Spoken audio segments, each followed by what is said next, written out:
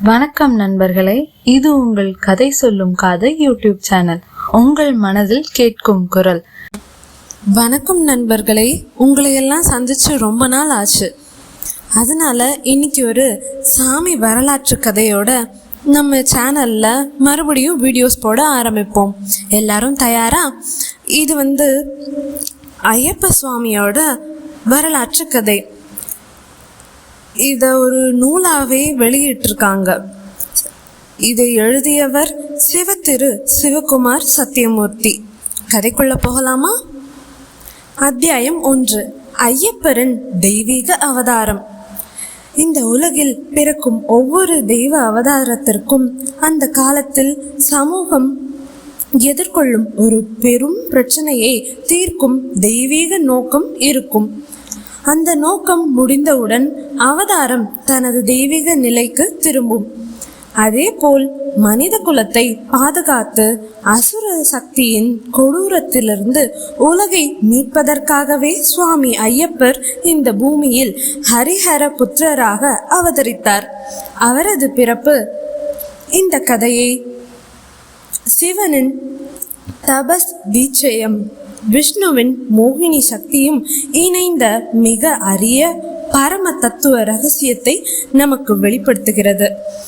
இந்த அத்தியாயம் அந்த தெய்வீக இணையற்ற அவதாரத்தின் தத்துவம், காரணம், உறுதி, மகத்துவம் அனைத்தையும் ஆன்மீக ஆழத்துடன் விரிவாக எடுத்துரைக்கிறது.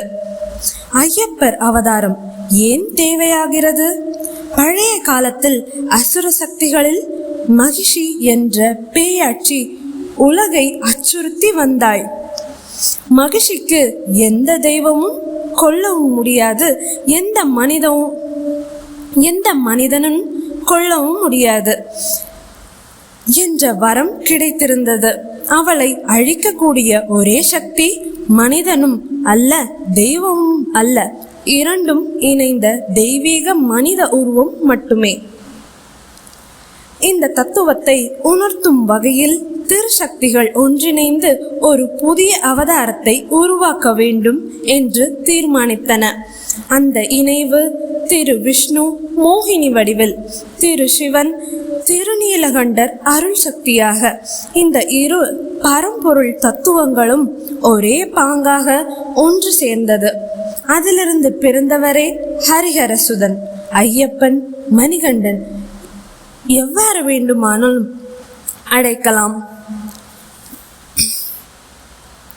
மோகினி சிவன் இணைவு தத்துவ ரகசியம் ஆகும். மோகினி எனும் நல்லெண்ண சக்தி.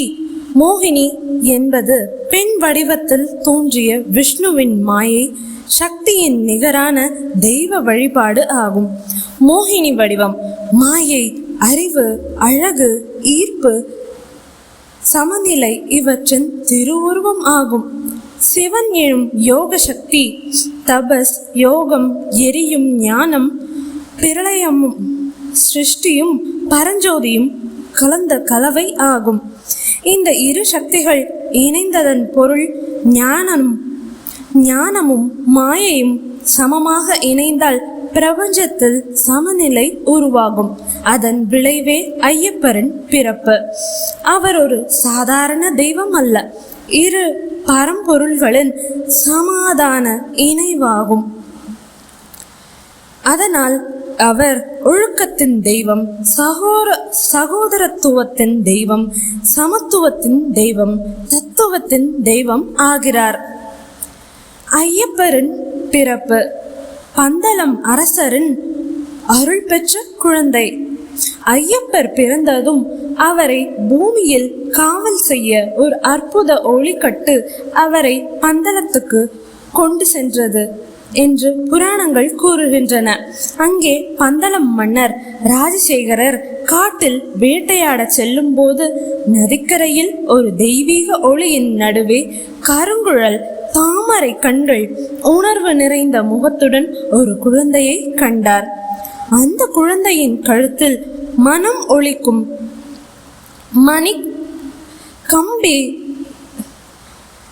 மணிக்கம்பி இருந்ததால் மன்னர் அவனை மணிகண்டன் என்று பெயரிட்டார்.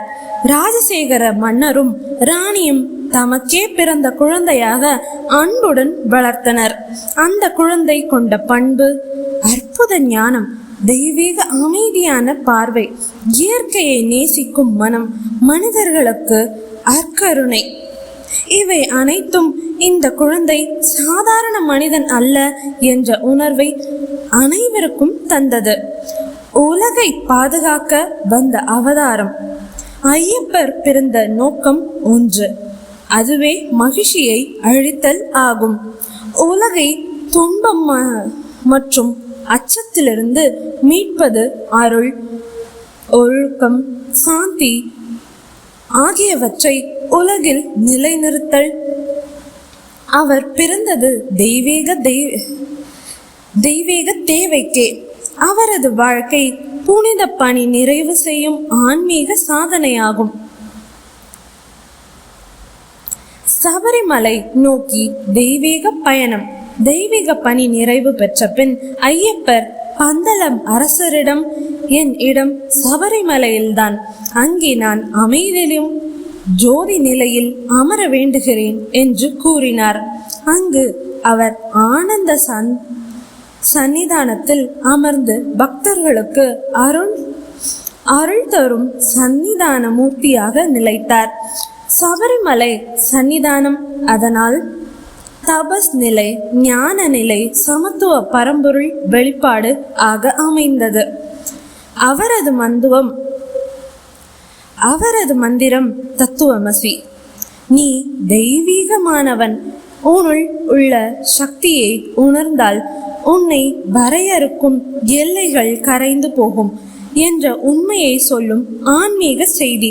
நீதானது, உன் உள்ளே இருக்கும் பரமாத்மாவை உணர். இதுவே ஐயப்பரை தனித்துவமான தெய்வமாக மாற்றுகிறது. தத்துவமசி என்பதை உபனிஷத்துகள் விளக்கும் போது ஜீவன், அதாவது மனிதன், பிரம்மம், அந்த பரம்பொருள் இரண்டும் ஒரே அவதாரம், ஒரே ஆதாரம் என்று உணர்த்துகிறது. அதாவது நீயும் அந்த பேரொளியின் ஒரு பங்காகவே இருக்கிறாய். உன்னுள் இருக்கும் தெய்வீக சக்தியை கண்டறிந்தால் நீ பரம்பொருளோடு ஒன்றி போக முடியும். இதனால் ஐயப்ப அவதாரம் என்பது பரம ஞானத்தின் உருவாக்கம், உலக சமநிலைக்கான அவதாரம், மாயையும் ஞானமும் இணைந்த ஒற்றுமை, மனித மனதை உயர்த்தும் ஒழுக்க வடிவம், பக்தியின் உச்சநிலை ஆகும். அத்தியாயம் 2. சபரிமலை ஸ்ரீ ஐயப்பன் சிலை. முக்கிய அம்சங்கள். சபரிமலை சுவாமியின் மூலவரர் உருவம் உலகில் மிகவும் தனித்துவமான தெய்வீக யோக வடிவம் ஆகும். அது யோக தத்துவம், தர்மசாஸ்திர மரபு, ஹரிஹரசுதன் சக்தி ஆகியவற்றின் முழுமையான பிரதிபலிப்பு. யோக பீடத்தில் அமர்ந்த தியான ரூபம். சபரிமலையில் ஆனந்த சொரூபனாக திகழும் ஸ்ரீ ஐயப்பன்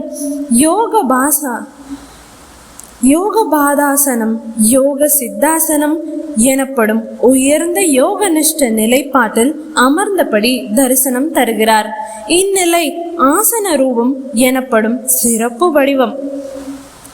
மூல விக்கிரகத்தில் ஸ்ரீ ஐயப்பனின் திருக்கண்கள் சற்றே திறந்த தியான நிலை, பக்தரையும் பரம்பொருளையும் ஒருவாய் உணர்த்தும் நிலை. அவரது கண்கள் சுற்றி பிணைக்கப்பட்டிருக்கும் புனித பட்டம் வஸ்திர பந்தம் அல்லது யோக பட்டம் எனப்படுகிறது. அது தபசின் ஆழத்தையும் யோக சித்தியின் உறுதியையும் கூறுகிறது. பூரண தபோவர தியானம். ஸ்ரீ ஐயப்பன் பூரண தபோவரராக, அதாவது முழுமையான தபஸ்வி ஆக உடல் மனம் ஒன்றிய தியானத்தில் உறைந்து நிற்கிறார். இந்த தியான ரூபம் பக்தருக்கு அமைதியின் சக்தி, மன ஒருமை, ஆத்ம ஞானத்தின் வெளிச்சம் என்று மூன்றையும் வழங்கும் தெய்வீக நிலையாக இருக்கும். சின்முத்திரையின் தத்துவ பெருமை. ஐயப்ப சுவாமியின் வலது திருக்கரம் சின்முத்திரையில், அதாவது ஞான முத்திரையை வெளிப்படுத்துகிறது. இது உயர்ந்த ஆத்ம ஞானத்தையும் சரணாகதி உணர்வையும் குறிக்கும். 3 விரல்கள் நீட்டப்பட்டவை. ஆள்காட்டி விரல் மடக்கப்பட்டு கட்டை விரலுடன் இணைந்து இருக்கும். விரல்களின் தத்துவ சின்னங்கள். அந்த நீட்டிய 3 விரல்கள் ஆணவம், அதாவது ஈகோ, தன்மை, கண்மம், அதாவது கர்மா அல்லது செயல் பிணைப்பு, மாயை, அதாவது இல்லூஷன் அல்லது அறியாமை. இவை 3 மனிதனை பந்தத்தில் கட்டும் 3 மூல காரணிகள். ஆள்காட்டி விரல் ஜீவாத்மா, தனி உயிர், தனிப்பட்ட அனுபவம், தனி வரம்பில் சிக்குண்ட மனிதன். கட்டை விரல் பரமாத்மா, தெய்வீக ஆதாரம், எல்லையற்ற சுத்த சத்தியம், ஆத்ம ஞானத்தின் சொரூபம். ஆள்காட்டி விரல் கட்டை விரலுடன் இணைவதன் மூலம் ஜீவாத்மா பரமாத்மாவுடன் ஒன்றி போகும் என்பதே சின்முத்திரையின் ஆழ்ந்த தத்துவம் ஆகும். சச்சிதானந்தத்துவம். நீட்டப்பட்ட 3 விரல்கள் சத், சித், ஆனந்தம் என்ற பரம்பொருளின் 3 அடையாளங்களையும் குறிக்கும். சத் என்றால் நித்திய சத்தியம், சித் என்றால் சுத்த சச்சிதானந்த அறிவு, ஆனந்தம் என்றால் நிரம்பிய பரிசுத்த மகிழ்ச்சி. ஐயப்பன் இதன் மூலம் அறிவுறுத்துவது, நான் சத்தியமும் அறிவும் ஆனந்தமும் ஆவேன். என்னை சரணாகதி அடையும் பக்தருக்கு சகல துன்பங்களிலிருந்தும் விடுதலை, சாந்தி, ஐஸ்வர்யம், ஞானம் ஆகிய அனைத்தையும் அருளுகிறேன் என்பதே ஆகும். சின்முத்திரையின் அனுகிரகம். சுவாமி ஐயப்பனின் சின்முத்திரை பக்தருக்கு வழங்கும் அருள் ஆகும். அகந்தை நீக்கும் ஞானம், மாயையை தகர்க்கும் பக்தி, கர்ம பந்தத்தை அழிக்கும் அருள், மனசாந்தி, சகல சுகம், சரணாகதி, இறுதியில் மோட்சம். முகம் கருணையும் வீரத்தையும் இணைந்த தெய்வீக அமைப்பு. சுவாமியின் முக அமைப்பு மிகவும் அமைதியானதாகும், கருணை நிறைந்ததாகவும் அதே வேளை யோக தீட்சையின் ஒளியும் உள்ளடக்கி இருக்கும். அவர் தியானத்தில் மூழ்கிய யோகி, ஆனால் உலகை காக்கும் போர் வீரன் என்பதை இந்த முகம் வெளிப்படுத்துகிறது. கண்கள் அருள் ஊற்றும் ஞான தீபம். ஐயப்பனின் கண்கள் பாதாம் பழ வடிவத்தில் இருக்கும். சிறிய உயர்வு. தியானத்தில் இருக்கும் போதும் அருளுச்சுடரை கொடுக்கும் வகையில் இருக்கும்.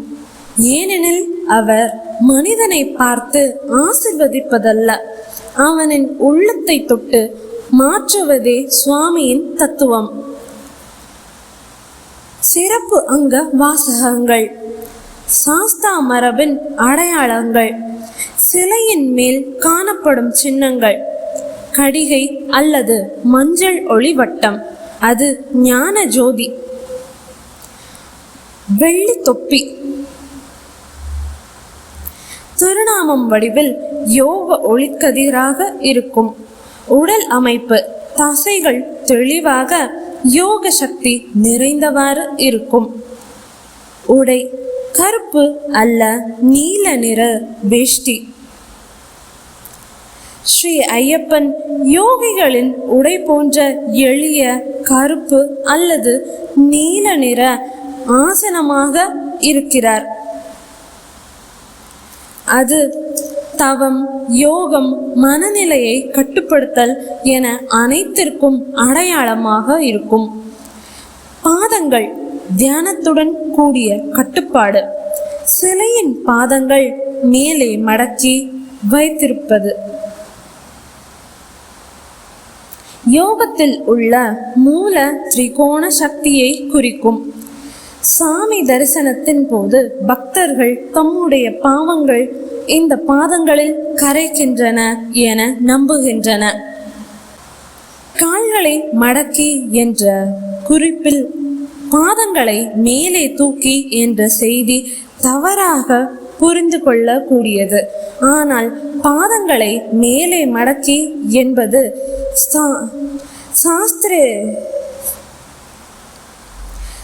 சாஸ்திரத்திற்கும் சிலை வடிவத்திற்கும் சம்பிரதாயத்திற்கும் சரியான விளக்கம் அதுவே ஆகும். ஹரிஹரசுத தத்துவம் வடிவில் மறைந்திருக்கும் ரகசியம். ஸ்ரீ ஐயப்பன் சிவன் மற்றும் விஷ்ணு, அதாவது ஹரி மற்றும் ஹரா இருவரின் இணைப்பால் பிறந்தவர். அதனால் சிலை வடிவத்திலும் சிவனின் யோக தீட்சை, விஷ்ணுவின் கருணை இவை வெளிப்படையாக தெரியும் அமைப்பு உள்ளது. சிலையின் மிகப்பெரிய தனிச்சிறப்பு இதுவே. சிறப்பு வரி யோக பீடத்தில் அமர்ந்த ஐயப்பன், மடியில் பட்டம் கட்டி அருள் தருபவன், சின்முத்திரையை காட்டி பக்தரை ஆசிர்வதிப்பவன், ஜீவாத்மா பரமாத்மா ஒன்று இணைந்தவன், ஆனந்தம் சாந்தி ஐஸ்வர்யம் தந்து அன்பு பக்திக்கு ஜீவக்கடல் பாய்பவன், ஆசிரியர். அத்தியாயம் 3. ஹரிஹர புத்திரர், மோகினி மற்றும் சிவனின் இணைவு. ஐயப்பரை ஹரிஹர புத்திரர் என அழைப்பது ஒரு சாதாரண பெயர் அல்ல. அது பிரபஞ்சத்தின் 2 உயர்ந்த சக்திகளின் வடிவமான ஹரி மற்றும் ஹரா இணைந்து உருவாக்கிய பரம தெய்வீக உருவம் என்பதை குறிக்கும். இந்த அத்தியாயம் ஐயப்பரின் பிறப்பு, அதற்கு பின்னால் மறைந்திருக்கும் யோக ஞானம், தெய்வீக சக்தி, பிரபஞ்ச மர்மம், ஆன்மீக தத்துவம் இவற்றை புரிந்து கொள்ள உதவுகிறது.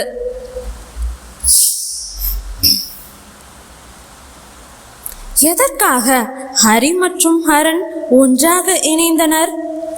புராணங்களில் வரும் முக்கிய விதி, ஒரே தெய்வத்தின் சக்தியால் செய்ய முடியாததை பரமானந்தத்தின் 2 முகங்கள் சேர்ந்து தீர்க்க முடியும் என்பது ஆகும். அந்த 2 முகங்கள் விஷ்ணு, அவர் காப்பவரும் கருணையும் கொண்டவர். சிவன் ஞானம் மற்றும் யோகத்துவம் கொண்டவர். அசுர சக்தியான மகிஷியை எங்கள் உலகை கலங்க செய்த போது அவளை அழிக்க எந்த தெய்வத்திற்கும் தனி பொறுப்பு கிடைக்கவில்லை.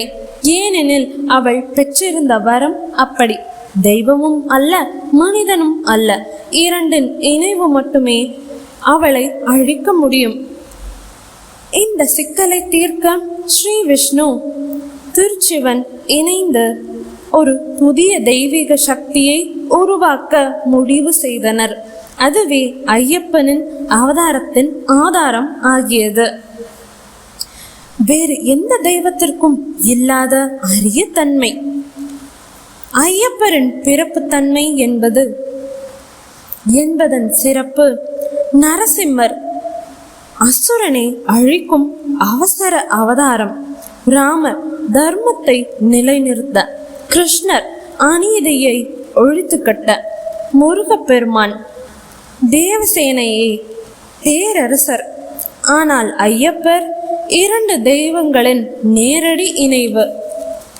அதன் நோக்கம் கொண்ட பிறப்பு மகிஷியின் வதம். சமத்துவத்தை உலகிற்கு கற்பிக்கும் அவதாரம். எல்லா மதங்களுக்கும் ஜாதிகளுக்கும் பொதுவான தெய்வம். இதனால் ஐயப்பர் உலகளாவிய தெய்வமாக போற்றப்படுகிறார்.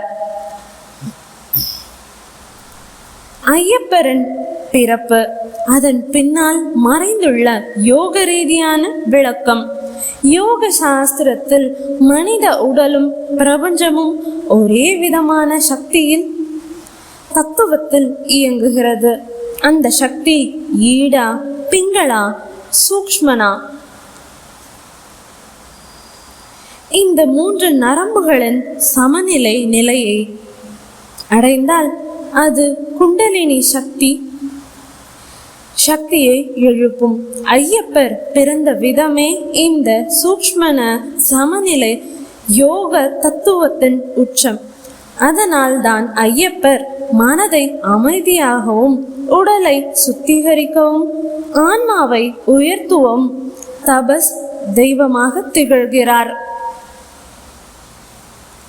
ஐயப்பரின் பிறப்பு சின்னங்கள். மணிகண்டன் பெயரின் அர்த்தம். ஐயப்பர் பிறந்தபோது அவரது கழுத்தில் ஒரு தங்க மணி இருந்தது. அது ஒரு சின்னம். மணி அறிவின் ஒளியை குறிக்கும். கண்டம் நெஞ்சு ஆன்மீக மையமாக திகழ்கிறது. மணிகண்டன் என்ற பெயர் அவர் பிறந்த போதே அறிவு, ஒழுக்கம், தெய்வீக அருள் நிறைந்தவர் என்பதை காட்டுகிறது. மணி அதன் ஒளி அது தெய்வீக அதிர்வின் ஒளியாகும். அது பக்தரின் மனதில் நன்மை எண்ணங்களை எழுப்பும் சக்தியாகும். ஹரிஹர புத்திரர் ஏன் உலகின் சமத்துவ தெய்வமாகிறார்? ஐயப்பரின் பிறப்பு தத்துவமே சேர்க்கை, ஒன்றிணைவு, சமத்துவம் ஆகும். அவர் ஜாதி பார்ப்பதில்லை, மதம் பார்ப்பதில்லை, வயது, உயரம், பணம், பதவி பார்ப்பதில்லை. ஏனெனில் அவர் 2 தெய்வங்களின் சமாதான இணைவு. அதனால் அவர் அனைவரும் சமம் என்ற கொள்கையை நிலைநிறுத்த வந்தவர். சபரிமலையில் யாரும் அரசன், ஏழை, சாதாரணன் என்று வகுக்கப்படவில்லை. அதனால்தான் அனைவரும் சுவாமி என்றே அழைக்கப்படுகிறார்கள்.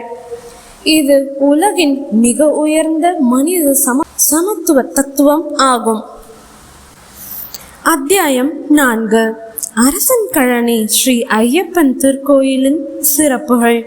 அரசன் கழனியில் உள்ள கோயில் அமைப்பில் மிகவும் சிறப்பு வாய்ந்தது. இந்த மாதிரி மற்றும் இந்த கட்டமைப்பு வரையறையுடன் உலகில் வேறு எந்த கோயிலும் இல்லை. கோயிலின் தனித்துவமான தத்துவ அமைப்பு லிங்க வடிவத்தின் அதிசயம் ஆகும். அரசன் கழனி ஐயன் திருக்கோயில் இந்தியாவில் மட்டுமல்ல, உலக அளவில் அரிதாக காணப்படும் அற்புதமான தத்துவ அமைப்பை கொண்டது. இந்த கோயிலின் மைய தத்துவம் அதன் கற்பகிரக அமைப்பும் ஆன்மீக ரீதியாக மிக உயர்ந்த சித்தாந்தங்களை கொண்டவை. லிங்க வடிவில் அமைந்த திருக்கோவில் தத்துவ அடையாளமாக திகழ்கிறது. இந்த கோவில் முழுவதும் லிங்க வடிவத்தில் அமைந்துள்ளது என்பதை மிக பெரிய தனிச்சிறப்பு ஆகும். பொதுவாக சிவாலயங்களில் லிங்கம் கற்பகிரகத்தில் மட்டுமே இருக்கும். ஆனால் இக்கோவிலில் முழு கட்டுமானமே ஒரு லிங்க வடிவில் உருவாக்கப்பட்டுள்ளது. இதன் பொருள் இது மனிதனின் உடல், மனம், ஆவி என 3ஐயும் சுத்தப்படுத்தும் ஒரு ஆற்றல் மையமாக திகழ்கிறது. லிங்கத்தின் அடிப்பகுதியில் உள்ள பிரம்ம கமலம் பரம்பொருளின் முதல் தத்துவம் ஆகும். லிங்கத்தின் கீழ்த்தலம் பிரம்ம கமலம் எனப்படும் பிரம்ம சக்தியை குறிக்கும் தாமரை வடிவம். இதன் அர்த்தம் பிரம்மதேவன் படைப்பின் ஆதாரம். கமலம் படைப்பின் விரிவை சுட்டிக்காட்டுகிறது. படைப்பின் முதல் ஸ்தானம் தாமரையிலிருந்து வெளிப்படுகிறது. அதனால் பிரம்ம கமலம் என்பது பரம்பொருளின் படைப்பு தத்துவம் ஆகும். இந்த தத்துவத்தின் மீது லிங்கம் அமர்ந்திருப்பது படைப்பு, நிலை, லயம் என்ற பிரபஞ்ச இயக்கத்தை சுட்டிக்காட்டுகிறது. கமலம் ஸ்ரீ மகாவிஷ்ணுவின் பிரபஞ்ச பரிபாலன சக்தியாகும். பிரம்ம கமலத்தின் மேலே அமைந்த கமலம் ஸ்ரீமன் நாராயணனின் பரிபாலன அதாவது பாதுகாப்பு சக்தியை குறிக்கும். இதன் அர்த்தம் உலகத்தை தாங்கும் சக்தி, தர்மத்தை பாதுகாக்கும் சக்தி, உயிர்களுக்கு பராமரிப்பு செய்யும் சக்தி.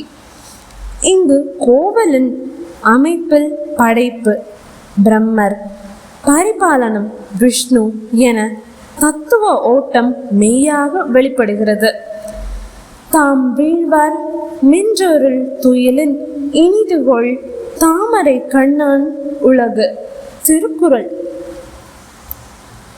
மேற்கண்ட திருக்குறளில் குறிக்கும் தாமரை கண்ணன் என்பது ஸ்ரீ மகாவிஷ்ணுவை குறிப்பிடுகிறது. மேலே உயர்ந்து நிற்கும் லிங்கம் சிவபெருமானின் லய தத்துவத்தை குறிக்கிறது. கமலத்தின் மேல் உயர்ந்து நிற்கும் லிங்கம் சிவனின் லய, அதாவது பிரபஞ்சத்தை மீட்டெடுக்கும் சக்தியை குறிக்கிறது. இதன் ஆன்மீக அர்த்தம் உலகத்தின் மாயை அழியும், அகந்தை நொறுங்கும், உள்ளம் சுத்தமடையும், ஆவி விடுதலை பெறும். இது முக்தி தத்துவத்தின் உச்சம் ஆகும். படைப்பு, பரிபாலனம், லயம் மூன்றும் ஒன்றாக காணப்படும் உலகின் மிக அரிய கோவில். இந்த கோவிலின் தனிச்சிறப்பு என்னவென்றால், பிரம்மன், மகாவிஷ்ணு, சிவன், மும்மூர்த்திகள் தத்துவங்களும் ஒரே கோவிலில் அமைப்பில் இணைந்துள்ளன. இத்தகைய அமைப்பு இந்தியாவில் உலகின் எந்த மூலையிலும் அவ்வளவு எளிதில் கிடைப்பதில்லை. சில கோவில்களில் மும்மூர்த்தி உருவங்கள் இருக்கலாம், ஆனால் கோவில் முழுவதும் மும்மூர்த்தியை பிரதிபலிக்கும் கட்டுமான வடிவமைப்பே மிக அரிது. லிங்கத்தின் உள்வடிவ அமைப்பு அம்பாள் எனவும், கற்பகிரக மூர்த்தியாக ஐயப்பர். லிங்கத்தின் உள்ளே ஒரே அமைப்பில் அம்மன், சக்தி மூர்த்தியாக ஐயப்பர், கற்பகிரக மூர்த்தியாக இருவரும் உள்ளனர். இதன் அர்த்தம் சக்தி, உருவ ஆதாரம். ஸ்ரீ ஐயப்பன் தர்மம், யோகம், சக்தி மற்றும் ஞானத்தின் இணைவு. இதனால் இக்கோவில் சக்தி வழிபாடு, சாஸ்தா வழிபாடு, சிவா விஷ்ணு பிரம்மன் தத்துவ வழிபாடு மூன்றையும் ஒரே இடத்தில் இணைக்கின்றது. இது ஆன்மீக ரீதியாக உலகில் மிக உயர்ந்த தத்துவ அமைப்பு என்பது பக்தர்களின் அனுபவம். உலகில் எங்கேயும் இத்தகைய இணைவு காணப்படாதது ஏன்? பெரும்பாலான கோவில்கள் சிவன் கோயில், விஷ்ணு கோயில், பிரம்மன் கோயில், அம்மன் கோவில், சாஸ்தா கோவில் என தனித்தனியாக தான் அமைந்திருக்கும். ஆனால் இங்கு பிரம்மன், விஷ்ணு, சிவன், சக்தி, ஐயப்பன் எல்லாம் ஒரே கற்பகிரகத்தில் ஒரே தத்துவ அமைப்பில் உள்ளது. இதுவே பஞ்ச தத்துவங்களின் ஒருமை, பரபிரம்மத்தின் ஐம்பெரும் வடிவமும் ஆகும் என்ற தத்துவத்தை வெளிப்படுத்துகிறது. உலகின் மிக சக்தி வாய்ந்த அர்த்தம் ஐயப்பரின் அருளின் உச்ச தத்துவம் ஆகும். ஐயப்பர் ஹரிஹரசுதன் அவர்தானே. சிவன், விஷ்ணு இருவரின் தெய்வீக இணைவு. இந்த கோவிலின் அமைப்பே ஐயப்பரின் ஒற்றுமை தத்துவத்தை கட்டுமான வடிவில் வெளிப்படுத்துகிறது. அதனால் இக்கோவிலை பற்றி பக்தர்கள் கூறுவது, இது உலகில் மிக சக்தி மிகுந்த ஆற்றல் நிலையம் என்பதே. கற்பகிரகத்தில் நின்று பக்தர்கள் அனுபவிக்கும் அதிர்வு, ஆற்றல், மன அமைதி, கண்ணீர் மல்கும் பக்தி, இவை அனைத்தும் இந்த தத்துவ அமைப்பின் காரணமாகும். தீர்மானம்: இக்கோயிலின் அமைப்பு சாதாரண கோவில் கட்டுமானம் அல்ல. இது பிரபஞ்ச தத்துவங்களை உட்பொதித்து பரம ஆன்மீக வடிவமைப்பாகும். ஏனெனில் பிரம்ம கமலம் படைப்பு, கமலம் பரிபாலனம், லிங்கம் லயம், அம்மன் சக்தி, ஐயப்பன் தர்ம யோகம், இவை அனைத்தும் ஒரே கோவிலில் அமைப்பில் இணைந்துள்ள உலகின் மிக அரிய மிக சக்தி வாய்ந்த தத்துவமாகும். சுருக்கமாக சபரிமலை ஸ்ரீ ஐயப்பன் சிலையின் 10 தனிச்சிறப்புகள், அதை பற்றி இனி காண்போம். அம்சம்: யோக பீடாசனம். ஆன்மீக சக்தி ஒருமைப்படும் உயர்ந்த யோக பதத்தில் அமர்ந்த நிலையை குறிக்கிறது. அடுத்த அம்சம் முத்திரை. உலகிற்கும் பக்தர்களுக்கும் அருளை வழங்கும் நிலை. அடுத்த அம்சம் யோகப்பட்டை. தியானத்தில் உடல் மற்றும் மனம் நிலையாக இருக்க உதவும் புனிதமான பட்டையாகும். 4ஆம் அம்சம் யஜ்ஞோபவீதம். வேத மரபை குறிக்கும் புனித நூல் உடை ஆகும். தூய்மை மற்றும் ஒழுக்கத்தின் அடையாளமாக திகழ்கிறது. 5ஆம் அம்சம் தியான முகம்.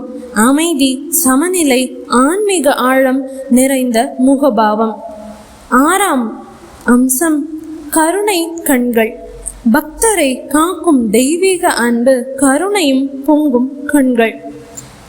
7ஆம் அம்சம் யோக ஒளிக்கதிர். தியானத்தால் எழும் ஆன்மீக ஒளி தெய்வீக ஆற்றலின் வெளிப்பாடு ஆகும். 8ஆம் அம்சம் சாஸ்தா மரபின் ஆடை. ஐயப்ப சாஸ்தாவின் மரபு சடங்குகள் ஆற்றலை பிரதிபலிக்கும் புனித ஆடையாகும். 9ஆம் அம்சம் மடக்கப்பட்ட பாதங்கள். யோக நிச்சலம் மற்றும் தியான நிலை காட்டும் அமைதியான பாத அமைப்பு ஆகும். 10ஆம் அம்சம் ஹரிஹரசுதன் தத்துவ ஒளி. விஷ்ணு மற்றும் சிவனின் ஒருமை தத்துவத்தை உணர்த்தும் தெய்வீக பிரகாசம் ஆகும். அத்தியாயம் 5. அரசன் கழனி ஐயன் திருக்கோவிலின் 18 படிகள். சபரிமலை பரம்பரையின் அதே ஆன்மீக ரகசியத்தை கொண்ட தெய்வீக படிகள் இந்த 18 படிகள் ஆகும். அரசன் கழனி ஐயன் திருக்கோவிலில் உலக புகழ்பெற்ற சபரிமலை 18 படிகளின் தத்துவத்தையே பிரதிபலிக்கின்றன. மற்றொரு புனித சேத்திரமான திகழ்கிறது. இங்கு அமைந்துள்ள 18 படிகள் வெறும் ஏறும் வசதி அல்ல.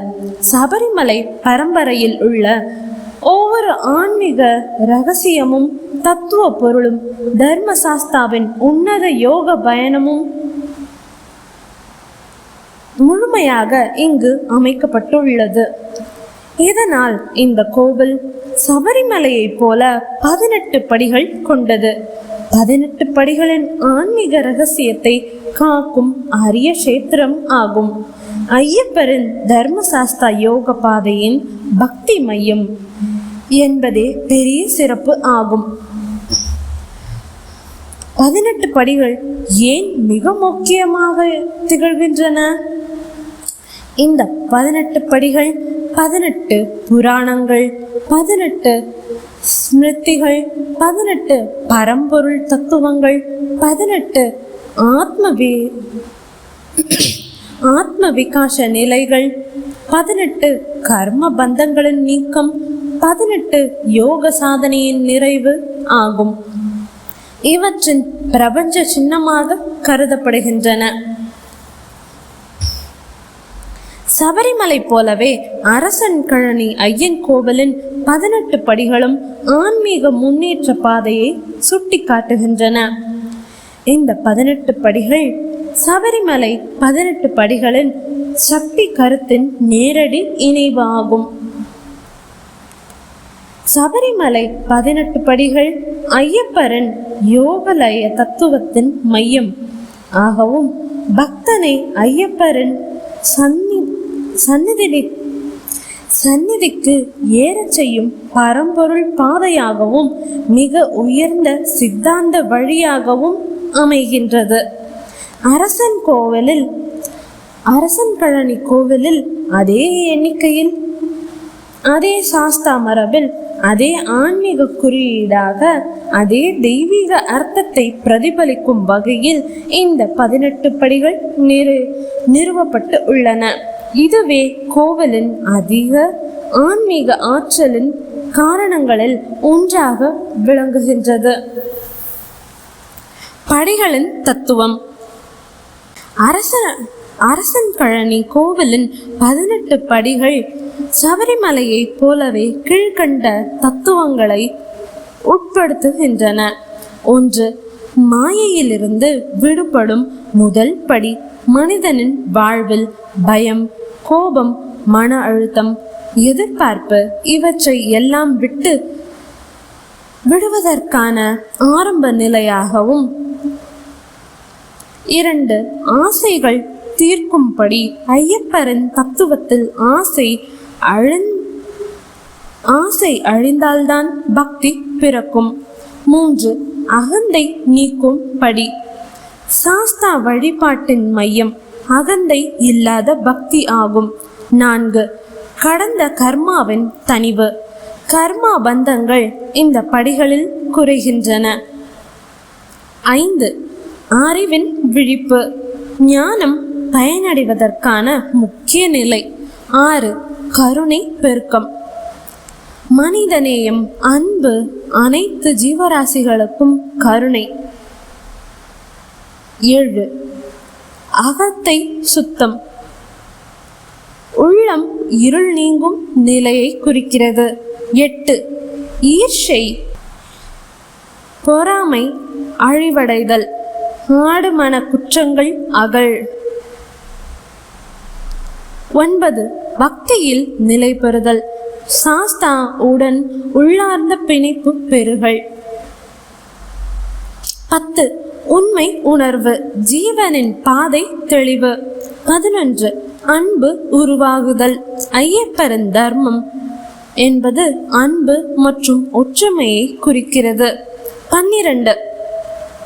தர்மத்தில் நிலை பெறுதல் சாஸ்தாவின் பேரருளின் பிரதிபலிப்பை குறிக்கிறது. 13. யோக அறிவு உள்ளே சுவாசத்தின் விழிப்பை குறிக்கிறது. 14. சக்தி திறப்பு உள்ளார்ந்த ஆன்மீக ஆற்றலை வெளிப்படுத்துவதை குறிக்கிறது. 15. தெய்வ சந்நிதியை கண்டு அனுபவிப்பது எண்ணங்களை சுத்தம் பெற செய்வது. 16. பிரம்ம ஞானம் நோக்கி முன்னேற்றம் உயிரின் தத்துவ விழிப்பை குறிக்கிறது. 17. அனுபவ ஞானம் கோவில் ஆற்றலுடன் இறுக்கமான இணைவை குறிக்கிறது. 18. முக்தி நிலை ஐயப்பரின் கருணை நிறைவு இது அனைத்து சித்தாந்தங்களின் உச்சம் ஆகும் அதை குறிக்கிறது. அரசன் பழனி கோவிலில் 18 படிகள் இருப்பது அதன் அரிய பொருளை இனி காண்போம். சபரிமலை தவிர 18 படிகளின் உண்மையான ஆன்மீக அர்த்தத்தையும் முழுமையாக பிரதிபலிக்கும் கோவில்கள் மிகவும் குறைவு. இந்த 18 படிகள் ஐயப்பரின் யோக மரபு, தர்மசாஸ்தாவின் உபதேசம், சிவன், சக்தி, விஷ்ணு, சாஸ்தா தத்துவத்தின் ஒருமை, மனிதனின் ஆன்மீக உயர்வு பாதை இவற்றை பிரதிபலிக்கும் மிக உயர்ந்த அடையாளங்களாக திகழ்கிறது. ஏன் 18 படிகள் மிகவும் சக்தி வாய்ந்தவை? லிங்க வடிவில் அமைந்த கற்பகத்துடன் நேரடி இணைவு. 2. பிரம்ம கமலம் லிங்க தத்துவத்தின் ஆற்றலோடு இணைக்கப்பட்ட படிகள் ஆகும். 3. ஐயப்பரின் யோக சக்தி, அம்மனின் சக்தி, மும்மூர்த்தி சக்தியின் இணைவு. 4. சபரிமலையை போலவே அரசன் பழனியின் 18 படிகளும் ஆன்மீகப்படி என்ற ரகசியம் பின்பற்றப்பட்டு உள்ளது. 5. இந்த அம்சங்கள் இந்த 18 படிகளுக்கு மிக உயர்ந்த ஆன்மீக சக்தியை அளிக்கின்றன. அரசன் கழனி ஐயன் திருக்கோவிலின் 18 படிகள் என்பது சபரிமலை 18 படிகளின் தத்துவ ஆன்மீக பிரதிபலிப்பு ஆகும். இவை மனிதனை மாயையிலிருந்து பக்தி, ஞானம், யோகம், முக்தி என்ற பாதையில் செல்விக்கின்றன. அரசன் கழனி ஸ்ரீ ஐயப்பன் பஞ்சலோக சிலையின் சிறப்பு. பஞ்சலோகத்தில் உருவாக்கப்பட்ட சிலை.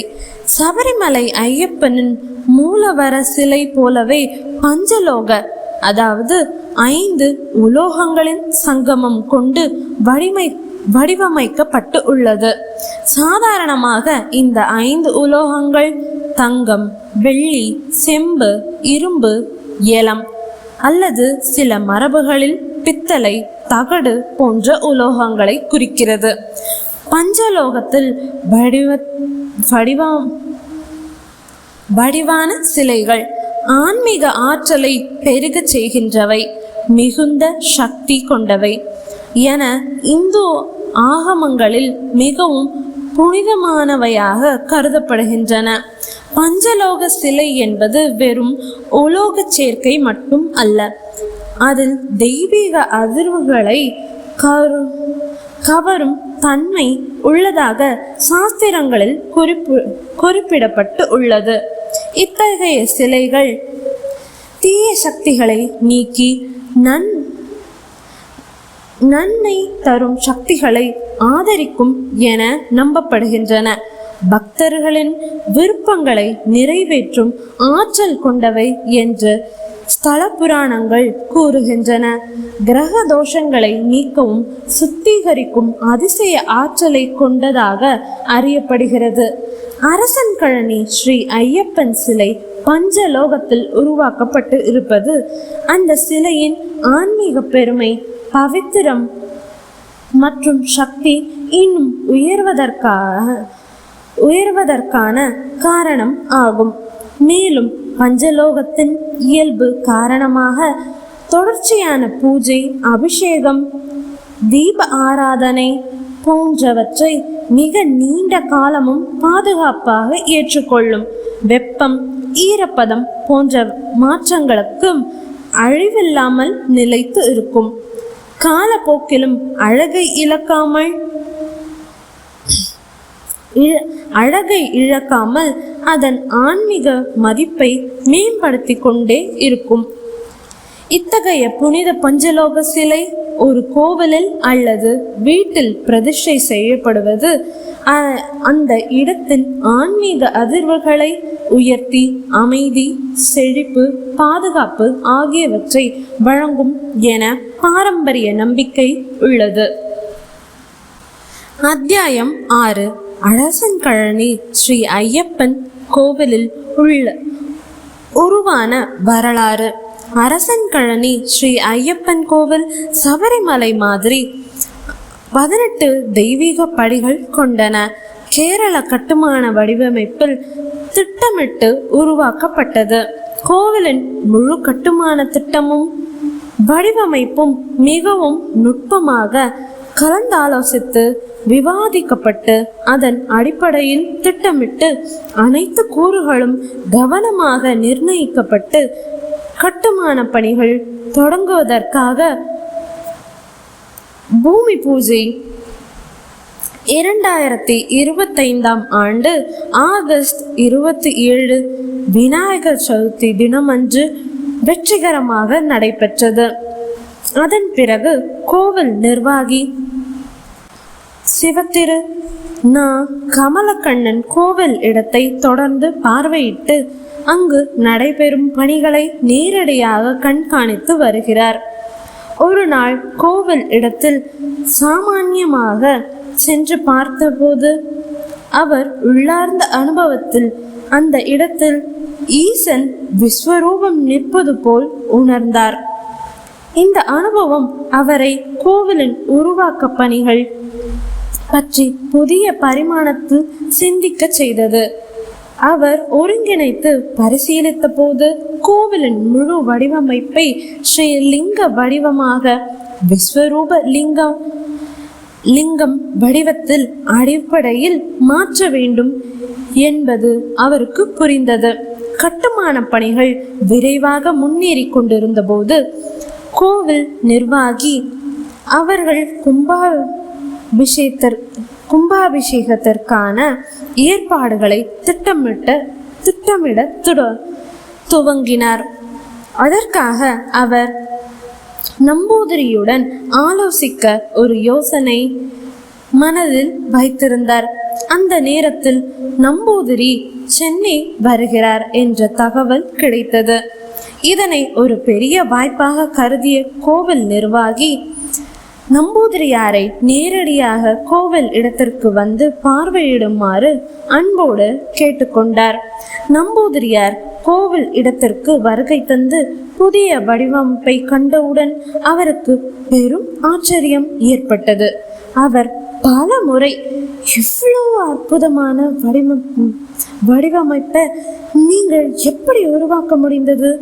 இவ்வளவு அரிதான வடிவத்தை தெய்வீக உத்தரவின்றி சாத்தியமே இல்லையே என்று தொடர்ந்து கேட்டு ஆச்சரியப்பட்டார். அவர் மேலும் கூறியதாவது, இது உண்மையாகவே ஒரு அதிசயம்தான். வாஸ்து அடிப்படையில் இதன் சக்தி மிகவும் அதிகமாகும். இந்த கோவில் வாஸ்துவில் அபாரமான சக்தியை பெற்றுள்ளது. அதை சுற்றி அமைந்துள்ள நீர் பிணைப்பு பம்பா நதியின் புனித சக்தியை ஒத்துள்ளது. அருகில் உயர்ந்து நிற்கும் ஆவுடத சித்தர் மலை, சபரிமலை புனித மலைகளைப் போலவே ஆன்மீக அதிர்வை அளிக்கிறது. இந்த நிலம் ஒரு திருத்தலம் ஆக வேண்டும் என முன்கூட்டியே தீர்மானிக்கப்பட்ட புனித பூமி. இதன் வடிவமைப்பு விஸ்வரூப லிங்கத்தை போன்று உருவெடுத்திருப்பது தெய்வீக உத்தரவே என்பதில் ஐயமில்லை. இதன்படி கோவிலின் கட்டுமான வடிவமைப்பு முற்றிலும் மாற்றப்பட்டு இன்று இந்த கோவில் ஸ்ரீலிங்க வடிவத்தில் உலகில் தனித்துவமான கோவில் வடிவில் கட்டப்பட்டு வருகிறது. இந்த கோவில் அதில் நிகழ்ந்த தெய்வீக அனுபவங்களின் காரணமாக கோவில் வடிவமைப்பு மற்றும் கட்டுமான வரலாற்றில் இது போன்ற ஒரு தனித்துவம் உலகில் இதுவரை காணப்படவில்லை. இது உலக கோவில் வரலாற்றில் ஒரு அற்புதம் மற்றும் தனித்துவமான சாதனை என வரலாற்றில் எழுத்துப்பதிவு செய்யப்படுகிறது. இது மட்டும் இல்லாமல் கோவில் பக்தர்களுக்கு ஆன்மீக வலிமை மற்றும் உளச்சாந்தியை வழங்கும் ஒரு பெரும் திருத்தலமாக அமைந்துள்ளது. இவ்வாறு தெய்வீக சக்தியின் ஒளியாய் ஒளிரும் இந்த கோவில் எல்லா காலங்களிலும் பக்தர்களின் நெஞ்சில் தெய்வீக அற்புதத்தை ஏற்படுத்தும் இடமாக இருக்கும்.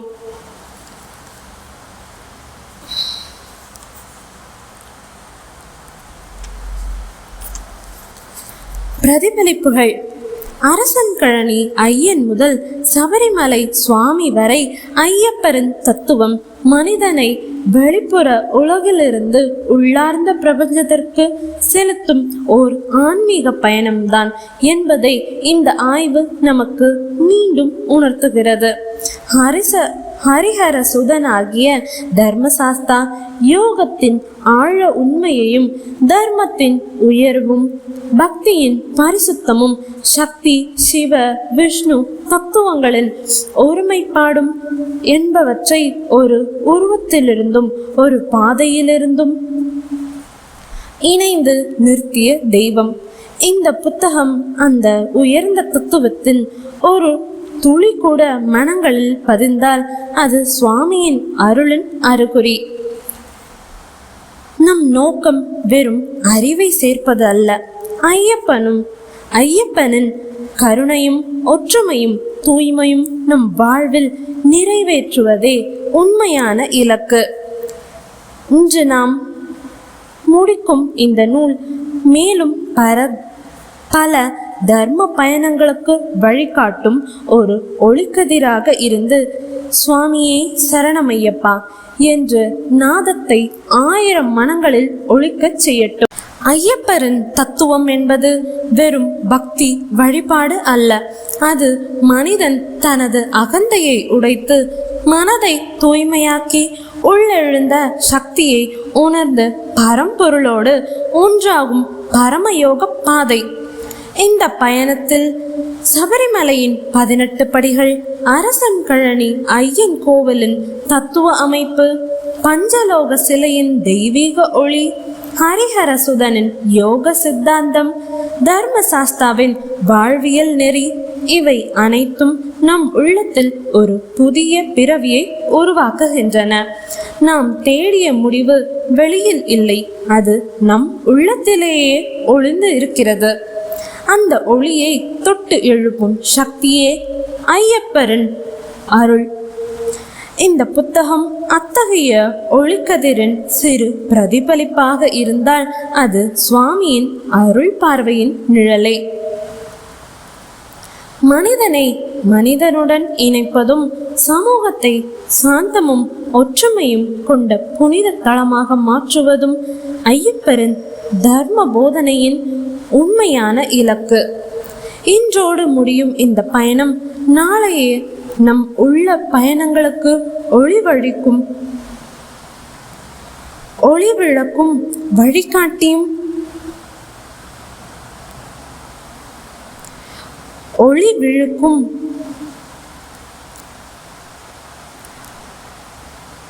விழிக்கும் வழிகாட்டியும் ஐயப்பரின் அருளை உணர்த்தும் புனித நிழலும் ஆகி என்றும் நம்மை வழிநடத்தட்டும். அருள், ஞானம், ஒற்றுமை நம் வாழ்வில் என்றும் நிலைத்திருக்கட்டும் என்று சொல்லி நான் விடை பெறுகிறேன். இந்த கோயிலோட லொகேஷன் கீழே ஃபர்ஸ்ட் கமெண்ட்ல பின் பண்ணியிருக்கேன் மக்களே. அந்த கோயிலோட நம்பரும் இப்போ உங்களுக்கு ஸ்க்ரீனில் வரும். நன்றி.